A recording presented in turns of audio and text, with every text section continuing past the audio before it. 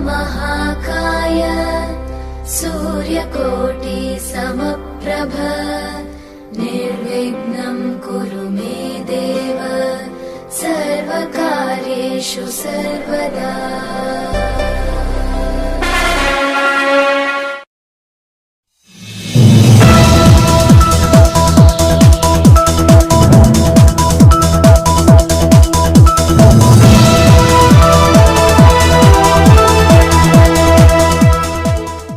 नमस्कार, मी भरत जाधव. कोकणाचं नावलौकिक वाढवणारा आणि तिथल्या कलाकारांना, सुप्त कलाकारांना एक व्यासपीठ देणारं एक नवीन वेब चॅनल आहे, ते म्हणजे कोकण स्टार 9.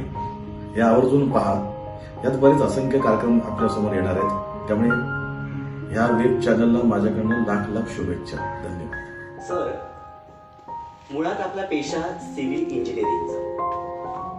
एका दिशेला बघितलं तर हॉट मिक्सिंगचा प्लॅन्ट आपला, दुसऱ्या दिशेला आहे तो पेट्रोल पंप, तिसऱ्या दिशेला आहे तो हॉटेल व्यवसाय आणि चौथ्या दिशेला नुकता तुमचा सिद्धी ज्वेलर्स. हे चारही दिशांना असणारे व्यवसाय आणि तुमचा पेशा हे भिन्न आणि तुमच्या पेशापासून वेगळं असणारे हे व्यवसायाचं मॅनेजमेंट कसं करता? मी मग आपल्याला म्हटलं किंवा या युवा पिढीला एक मी संदेश मगाशी दिला, जो मी माझ्या मुलांना सुद्धा दिला. खरंय, क्षेत्र कोणतेही असो, आत्मीयता, जिद्द, चिकाटी, मेहनत ही चतुसूत्री जोपासली तर ते अधोरेखित करता येतं, यावर माझा विश्वास आहे. हे मी आजच्या पिढीला देतोच आहे. मंत्र किंवा हे तत्व ते मी माझ्या मुलांना पण दिलं. आणि खरं तर एक नेहमीच असतं, कधी जे तत्व आपण दुसऱ्याला देतो, जो मंत्र आपण दुसऱ्याला देतो, जी शिकवण आपण दुसऱ्याला देतो, ती आपण अंगीकारली पाहिजे.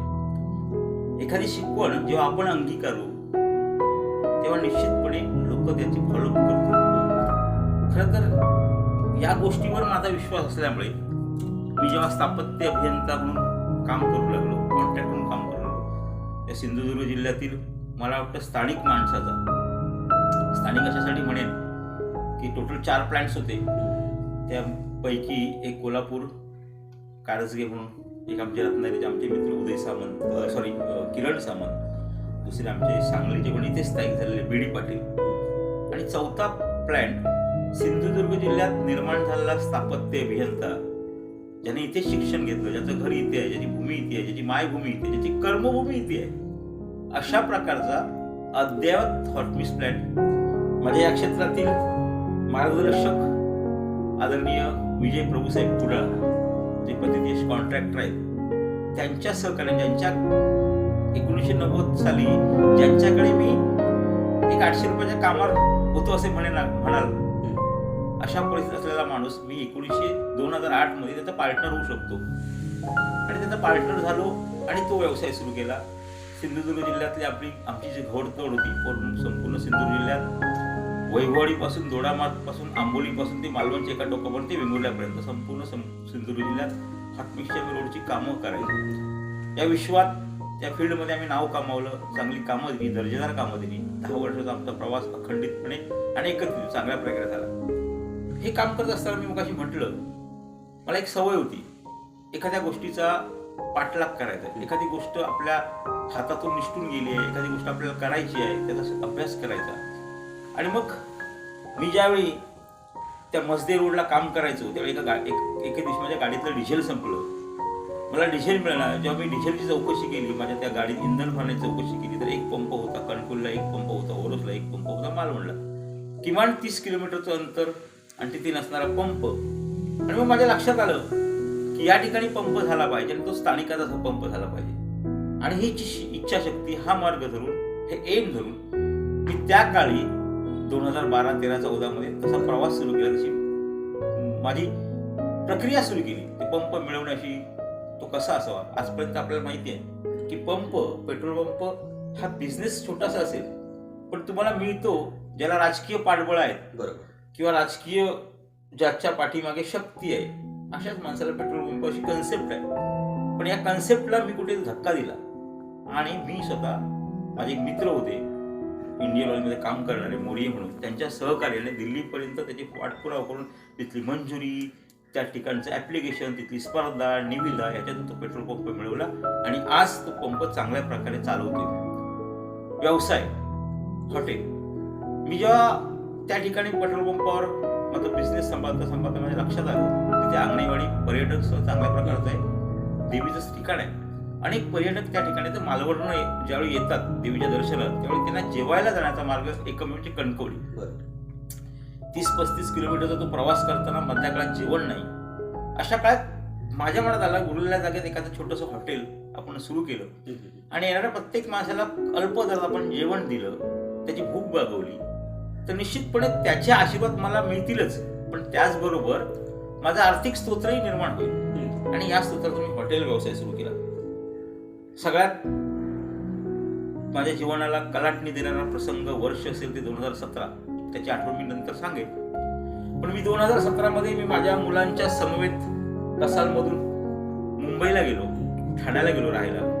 मुलगी त्यावेळी 11वीला मुलुंड कॉलेज ऑफ कॉमर्समध्ये होती, मुलगा त्यावेळी BCEच्या लास्ट इयरला होता आणि तो त्याची परीक्षा देत होता एंट्रन्स एक्झामची. मिसेस त्यांच्यासोबत होती आणि मी थोडंफार माझा जे कन्स्ट्रक्शन फील्डमध्ये थोडंसं काम कमी करून मी त्यांच्यासोबत राहायचो. पण नेहमीच धडपडणारा पिंड, नेहमीच काम पाहिजे, सातत्य पाहिजे असा असणारा माझ्यातला जो पिंड आहे, माझ्यातली जी आकांक्षा आहे, माझ्यातली महत्वाकांक्षा आहे ती मला मुंबईत थांबू देईना. आणि मग डोक्यात आला एखादा व्यवसाय सुरू करावा, ज्या व्यवसाय स्थिर स्थावर होता होता आपल्याला एक स्वतःचं नाव करता येईल. माझ्या डोक्यात खूप कन्सेप्ट होत्या, खूप कल्पना होत्या, पण नेमकी कल्पना शोधता शोधता माझा एक या व्यवसायातला मित्र भेटला, त्याच्याशी चौकशी केली. कारण माझी निरीक्षण, मग अशी म्हटलं MM मध्ये माझं निरीक्षण सुद्धा खूप असतं. ती निरीक्षण शक्ती माझी फार दांडगी आहे, अजूनही आहे. आणि त्या निरीक्षण क्षेत्रात काम करता करता असं कळलं की ठाण्यामध्ये त्या भागात संपूर्ण मारवाडी समाजाची दुकानं आहेत सोडायची. त्या ठिकाणी मराठी माणसाचं, महाराष्ट्रीयन माणसाचं, महाराष्ट्रीयन सोनाराचं दुकान नाही.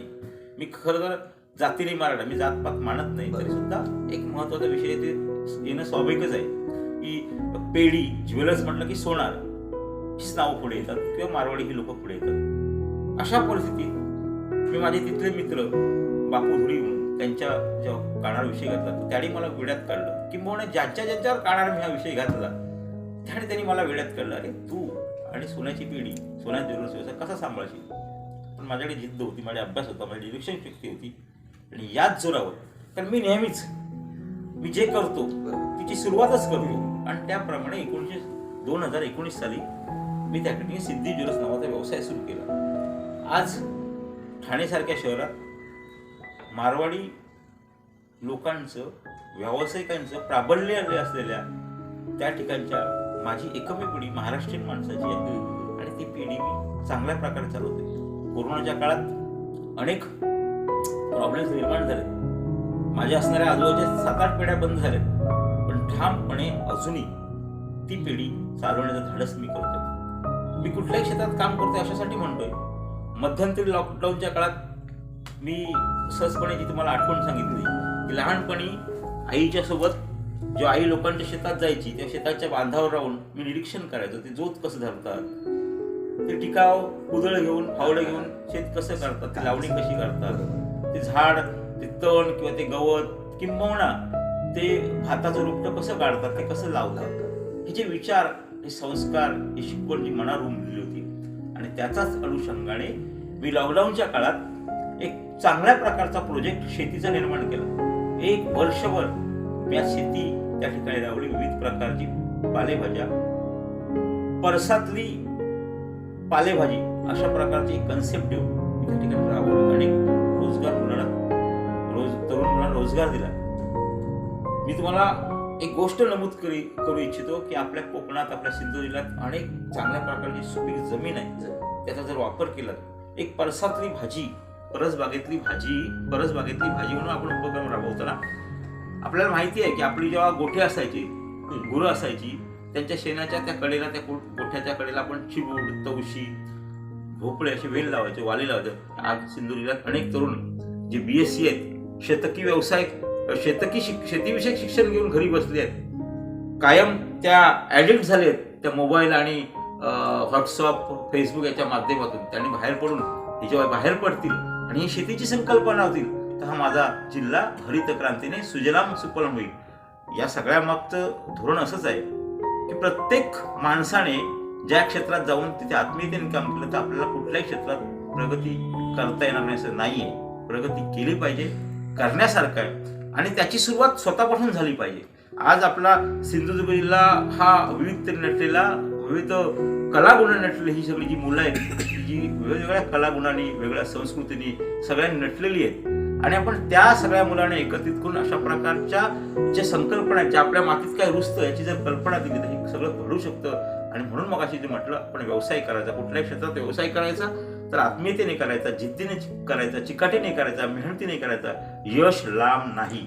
आणि ह्याच चतुसूत्रीने मी कुठल्याही क्षेत्रात जातो त्या ठिकाणी यश मिळवतो असा माझा आत्मविश्वास आहे. कुटुंबासोबत या, आम्ही आनंद मिळवता, तुम्ही आनंद मिळवा आणि सहज स्वतःच्या पायावर उभा राहा. अशा या माध्यमातून आमचं आता ते निवृत्तीनंतरचं जीवन आहे, जे आमचं नवं जीवन आहे, जे आम्ही म्हणतोय की आम्हाला पुन्हा 21 आणि 18 वर्षातलं जीवन जगायचंय, आम्हाला पुन्हा बालपणीचं जीवन जगायचंय, जे आमचे सुटलेले वेचलेले क्षण जे